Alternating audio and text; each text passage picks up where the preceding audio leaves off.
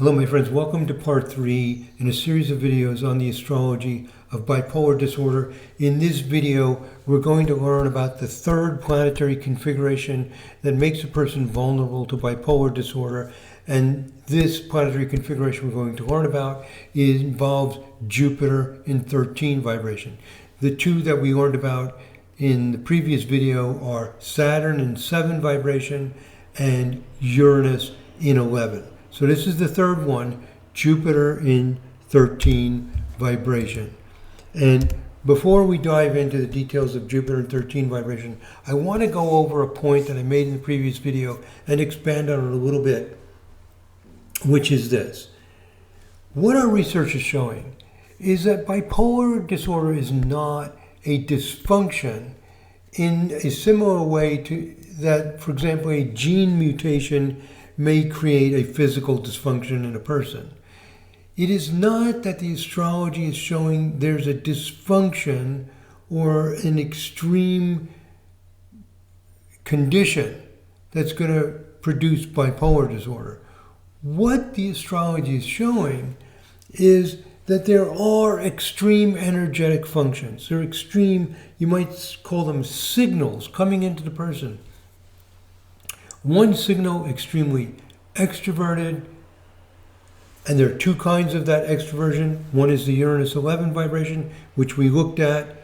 We can call that low impulse control. Although you can call it racing thoughts, there are a lot of variations of this Uranus 11 vibration depending on the planets involved. But there's some form of being highly spontaneous, highly uncontrolled in one form or another.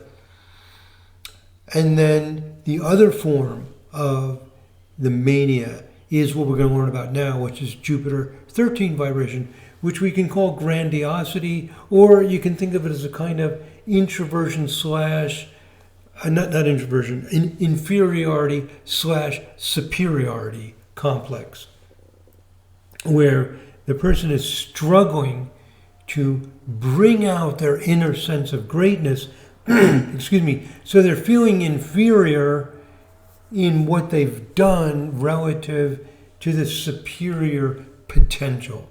So there's a disconnect between this tremendous, massive potential that they feel inside themselves and their inability so far in their lives to bring that out. Okay, so two different forms of the mania, the Uranus 11 vibration and the Jupiter 13 vibe. What we're going to learn about in this video is the Jupiter 13 vibe. Excuse me. So, these energetic functions, as I say in the last sentence in the first paragraph here, do not need to develop into a pathology. There are ways to express it well. What happens is this environment the person's in, the decisions they make, the context in which their lives develop, and these processes all combine together and they start creating this spinning out of control where the 7 vibration is at war with one of these configurations that leads to the mania.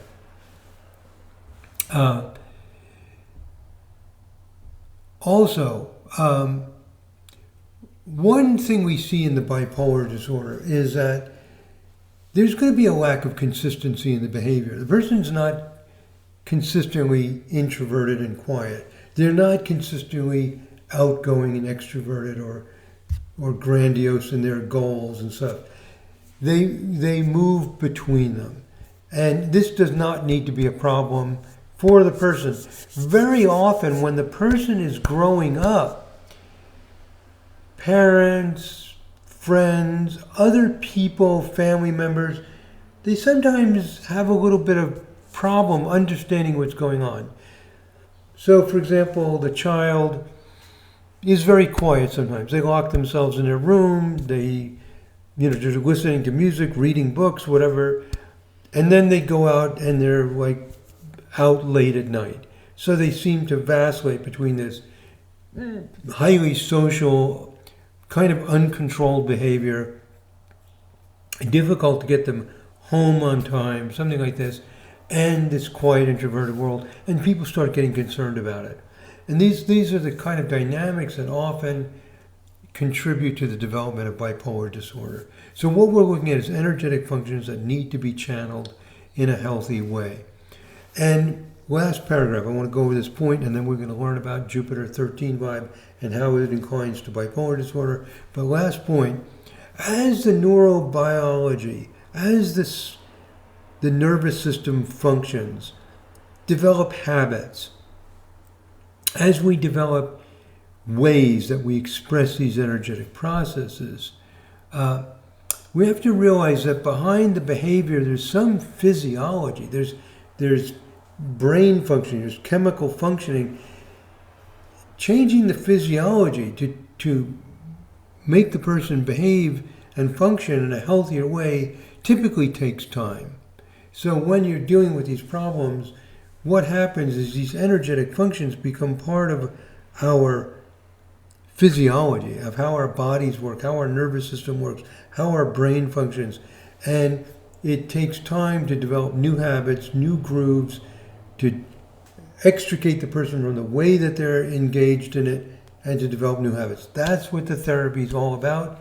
And I just want to emphasize that it can take time, because when you analyze it astrologically, you say, oh my gosh, all you got to do is get into this new behavior pattern and problem solve. Well, that's true, but that does mean you're reprogramming even your biochemistry and your neurobiology. So I just wanted to mention a little bit about what we're talking about, you might say philosophically and conceptually, about what this astrology is, what it indicates, and how we work with it. Okay, let's get into the third planetary configuration. As I mentioned, we've talked about strong 7 vibe with Saturn involved. That's the introversion thoughtfulness. Number 2, we looked at the strong 11 vibe with Uranus involved, low impulse control. The third configuration is strong 13 vibe with Jupiter involved. And what does it mean? A sense that one is destined for something grand. That little phrase really captures the essence of it. Let me say it again. A sense that one is destined for something grand. That you're not here just to have a boring job and a boring life, or just be like one cog in the big machinery of life, and just one nameless person. That you have something big that you're made for. And there's a truth to that. You know, we are all unique beings with huge potential. It's not strictly an egotistical function. There's a truth behind that. And what's happening is that the person with Jupiter in 13 vibe doing all these things has that sense. So every planetary configuration is presenting us with a signal, with information, with a way of life that has truth to it. Is there something good about being quiet, introverted, and thoughtful? Yeah, that's what makes people scholars. And also athletes, requires concentration, focus. Pulling within yourself. Is there something good about Uranus and 11 vibe? Yeah, that's where improvisation, spontaneity, vitality comes from. All of these things are potentially positive. So when we talk about 13 vibe and grandiosity, it automatically sounds like ego, unrealistic. I just want to emphasize that there's a truth behind that, a truth that a lot of us very often don't face, which is that we have extraordinary potential. Every single person. If it's not in art, it could be in teaching, it could be in nursing, it could be in being a good parent, it could be in so many things that we can do really fabulous things with. And you might say, well, parent, that's not so big. Oh, molding a whole life of a person or several people, it's big. The impact can be big every time the person sees someone. So this feeling that you're doing something that's having some impact, that's what this 13 vibe is all about. And as I mentioned before, no two cases of bipolar disorder are the same. Every case is unique. You'll see the uniqueness in the unique planetary configurations. No two planetary configurations are identical. Now we're going to look at a different person. We looked at person number 129 out of the 912 people with bipolar disorder in the data collected by the Gauquelins. Now we're going to look at someone else, because typically, very often what happens, I don't want to say typically, but very often the person has only one of the two manic configurations.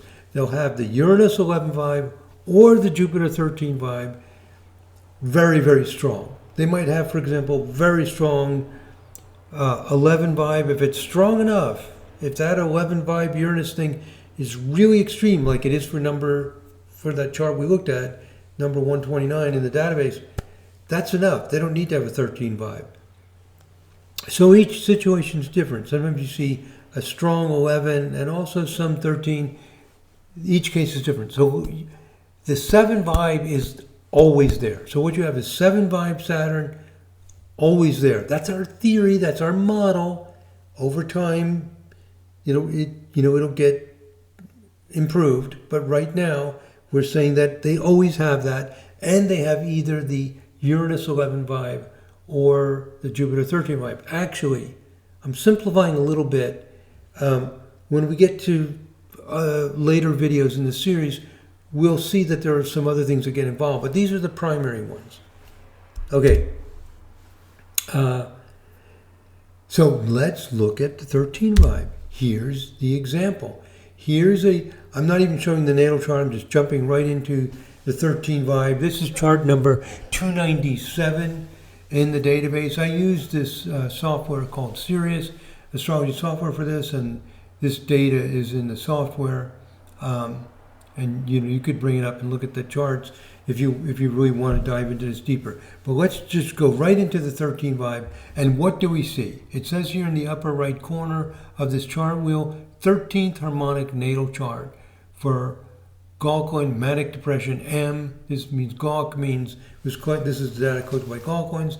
Gauquelin called it manic depression because when he collected the data, it was called manic depression, later got relabeled to bipolar disorder. M means it's a male. That's all we know. We just know if they're male or female, and we know they were diagnosed with bipolar disorder. We don't know anything else about these 912 people. Now, what do we see in the 13 vibe chart? We see Jupiter trine Sun and Neptune. Oh, well, this is interesting. So it's not a hard aspect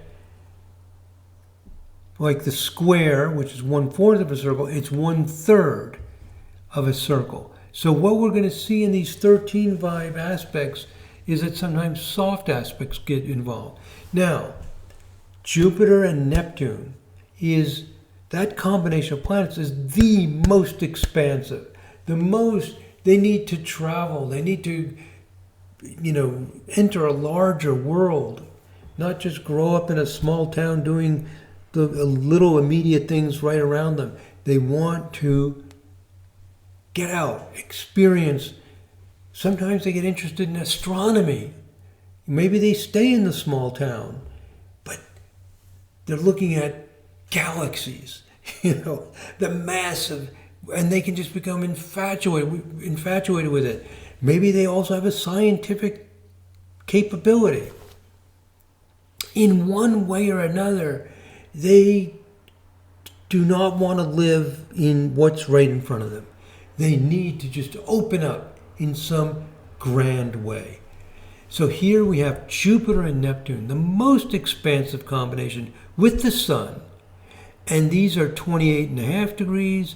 This is late 29. It's all within about 1.5 degrees orb. It's tight. We allow a little bit more than a 5-degree orb. It's solid. It's there. That inclines the person to need to have some grand level of experience in their lives. So I have here in the second paragraph on the slide, Jupiter and Neptune combine together to be the most expansive and idealistic of all planetary pairs. And what we want is 3 planets, not just 2. 2 planets is not enough to make a big impact on the person. It's 3 or more. We have the 3rd planet. What planet is it? The Sun. Very solid, strong impact. So, to read from the slide, this person feels that he was not made for an ordinary life. He is on a special quest. This is an extreme planetary configuration because the orbs are small and because of the planets involved. So the orbs are small. What planets? Jupiter and Neptune, the most expansive and idealistic, with the Sun, which is fundamental. This is going to be important. It's going to have a big impact on the person. Now let's look at the overtones. Remember when we looked at the Uranus 11 vibe? We're looking at the conjunctions, oppositions, squares, what we call semi-squares, sesquiquadrats in the 11 vibe. What overtones do we want to look at here? Well, for this particular chart, if you were a practitioner of cosmic cybernetics, also called vibrational astrology, if you're watching this video and you are a vibrational astrologer, or you've taken advanced classes, or you've watched the advanced videos that I've made on vibrational astrology, you know the answer. What vibration, are you going to look at for this person? If this person was your client and you wanted to better understand the Jupiter trine, the Sun-Neptune conjunction, and you wanted to see if there's more involved with that, what do? Okay, you would know that because it's a trine, you're going to triple the vibration. You're going to take 13 times 3, which is 39, and what that will do is it will collapse the Jupiter, Sun, and Neptune to all be conjunct. Because when you triple the vibration, it takes the aspects that are 3 vibrations, the trines, and collapses them. Okay, if this is all new to you and you didn't follow that, don't worry about it. Just know this rule, that when you see a trine, you can triple the vibration and it will bring those 3 planets together so you can see if there are overtones. So let's do it. It'll make more sense when we take a look at it. So we go to the 39 vibe. The orbs, by the way, become 3 times bigger. This 1 degree orb is going to become a 3 degree orb. This 1.5 degree orb here is going to become 3 times bigger, which is going to be like 4 or 5 degree orb.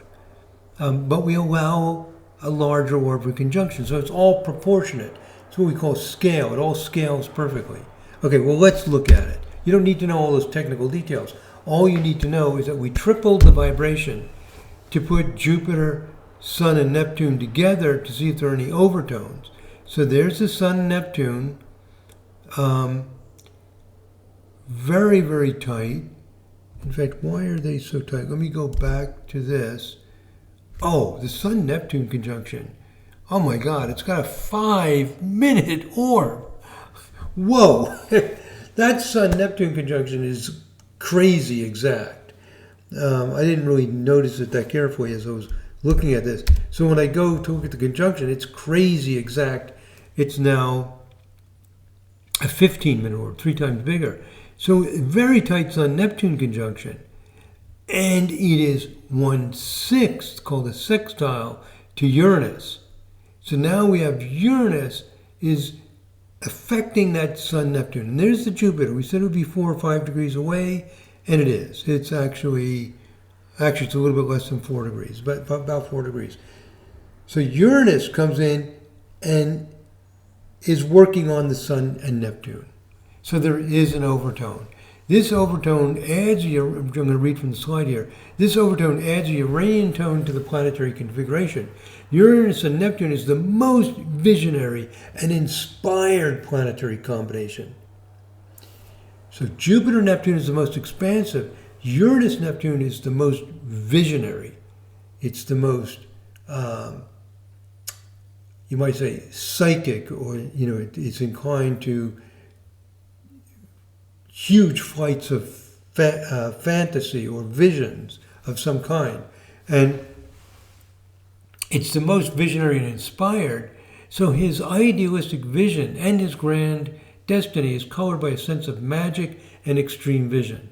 So this ends up being an extreme configuration. We already have the Sun, Jupiter, Neptune.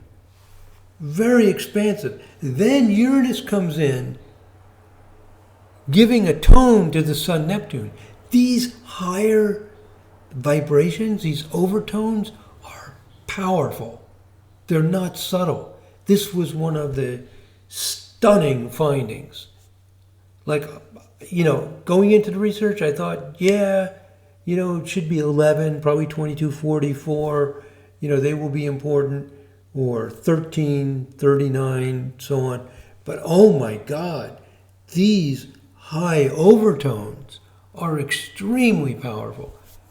Why do I say that? Because that's what the data shows. People with bipolar disorder have Uranus, not just in 11, but 11 times 2, 11 times 4, 11 times 8. Listen to this.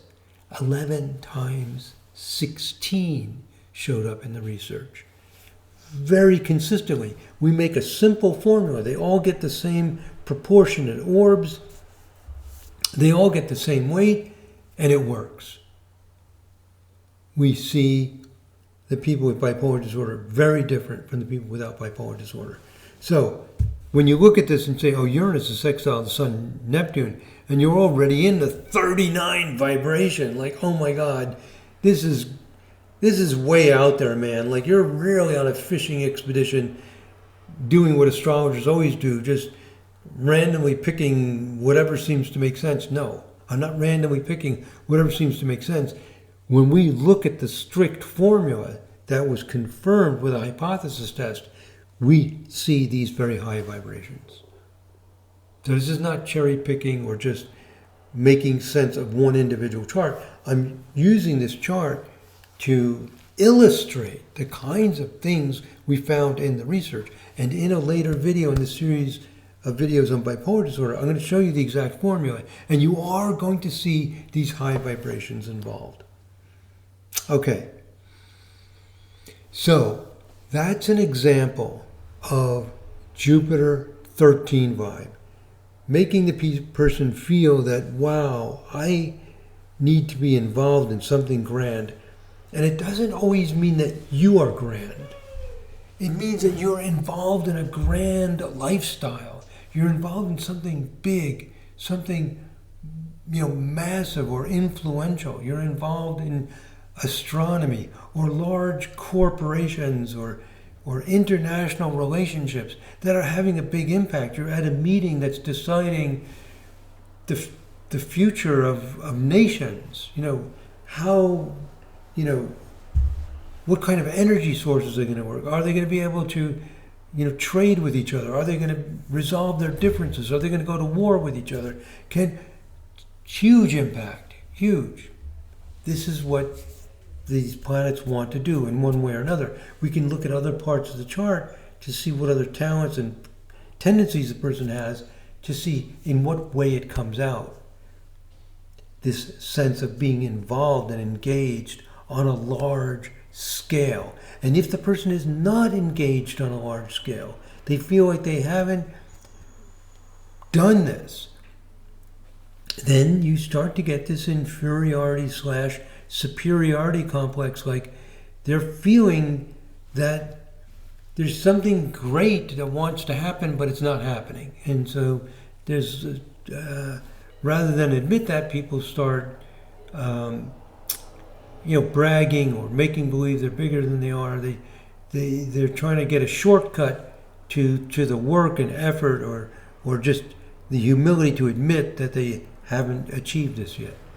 Okay, so that Jupiter in 13 vibe is another planetary configuration that shows up more often in people with bipolar disorder than people who do not have bipolar disorder, according to our research so far. Research is never ending. We're at the beginning stage of a revolution. A revolution that involves a whole new framework for understanding astrology, very different from anything that's gone on before. We only recently, in the last 20 years or so, gotten the databases, the software to even look at this stuff. We're at an early early stage. The tools have just been made available. Handful of people digging into this. What I'm saying is that we're building a compelling model that shows tremendous promise. That's the breakthrough. There has never been a compelling model in astrology using modern research methods and modern tools that shows as much promise. So the scientific breakthrough is that we have a scientific, actually better term for it is evidence-based. We now have an evidence-based astrology using modern methods, building solid models, getting support, increasing support, and we'll see where it goes. This is not a game of, did you prove astrology is correct? No, you didn't prove it. You need to, your control group wasn't good enough. It's not about picking and do this binary decision. It's about, are we building a world of information, an evidence-based practice? You can pick apart most of psychology if you want to, but people have bipolar disorder. They have anxiety disorders. We need to do something. We build an evidence-based practice and people are getting help.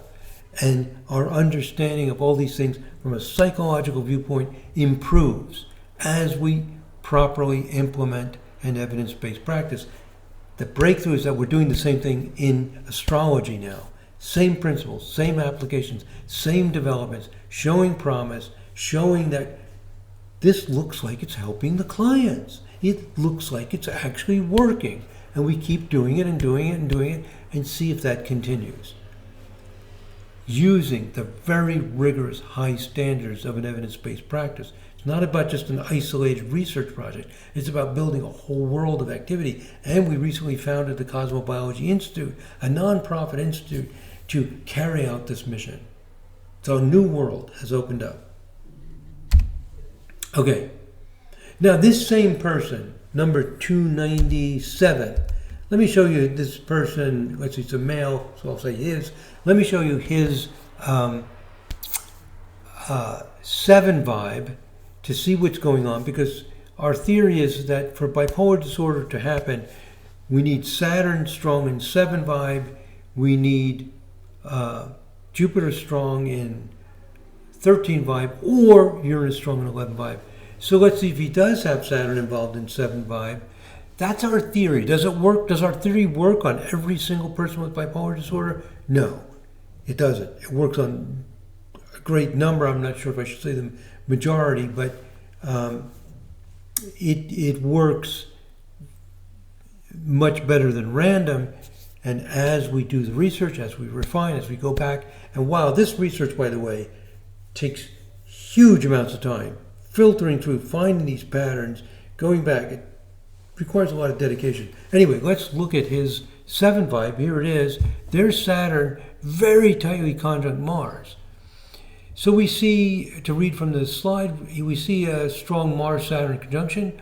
Mars is quincunx to Saturn, and Saturn is quincunx Mercury.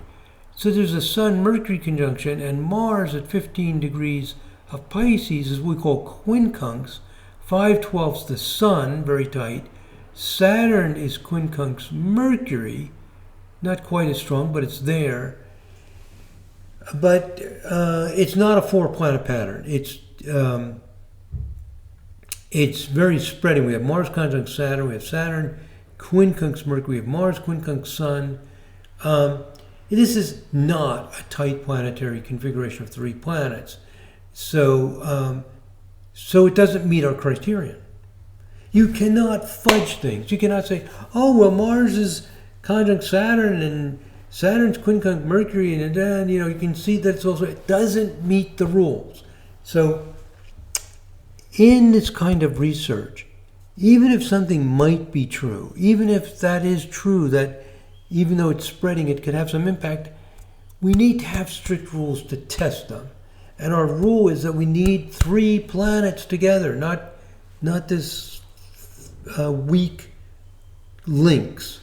In other words, Mars is conjunct Saturn, Saturn's quincunx Mercury, Mars is quincunx Sun, Sun is conjunct Mercury, but you don't see 3 planets all aspecting each other. They go out of orb. So it's a very weak, fuzzy kind of thing.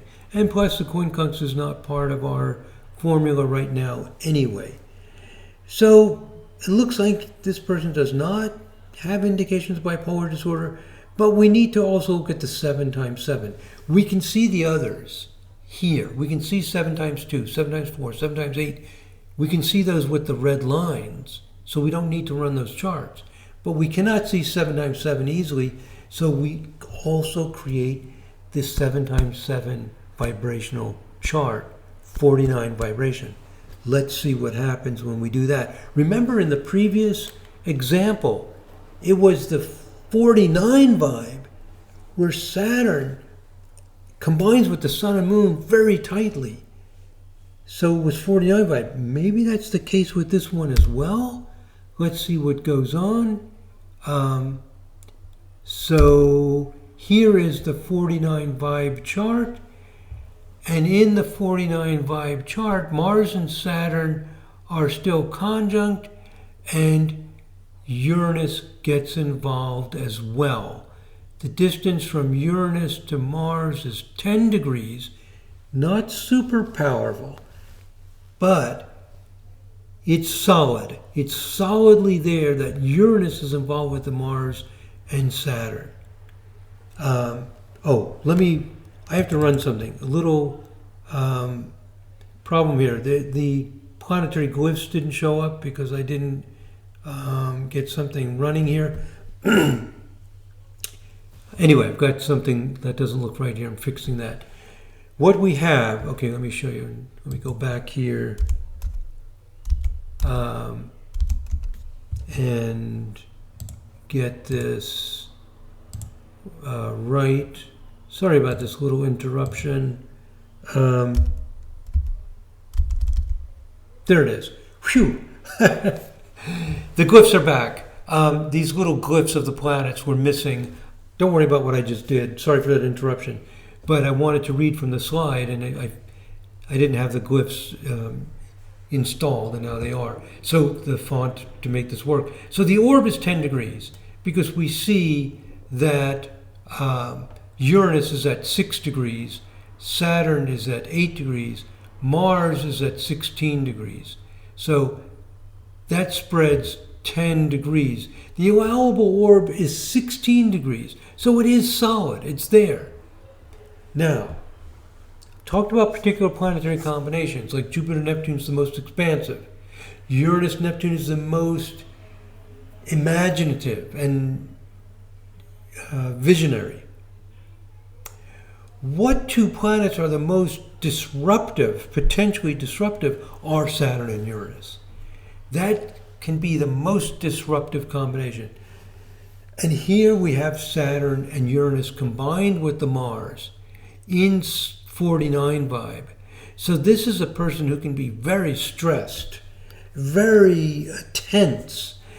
He might have twitches and spasms and needs like massages. There's a tension. The 7 gets quiet and the Saturn-Uranus wants to be free. It's a difficult combination. And the Mars is there increasing the desire to do something. This person can be very good at things that require like pressure and tension release, like martial arts or some kinds of sports, but they need to get it out.